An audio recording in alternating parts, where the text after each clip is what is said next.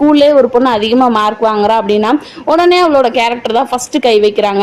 அது மாதிரி டிக்டாக்கும் பண்ணிக்கிட்டு நிறைய பேர் வந்து லைஃப்லயும் பெரிய இடத்துக்கு போறாங்க. அப்படி இருக்கிறவங்களையுமே ஃபர்ஸ்ட் வந்து இவ வந்து தப்பா இருந்திருப்பா, அந்த பையன் கூட போயிருப்பா, இந்த பையன் கூட போயிருப்பா, அப்படிதான் வேலை பார்க்குற இடத்துல ஹையர் பொசிஷனுக்கு போறாங்களா அவங்க சரியில்லை, ஹஸ்பண்ட் இல்லாம தனியா குழந்தைங்களை வளர்க்குறாங்களா, ஃபர்ஸ்ட் கை வைக்கிறது அவங்களோட கேரக்டர்ல தான். கேரக்டர் அசோசினேட் பண்ணி கேரக்டர்ல குறைச்சு விட்டுட்டா எல்லா விஷயத்துலயுமே தன்னை போல இறங்கிடுவாங்க அப்படின்னு இன்னும் சொசைட்டில நிறைய பேர் எதிர்பார்த்துட்டு தான் இருக்காங்க.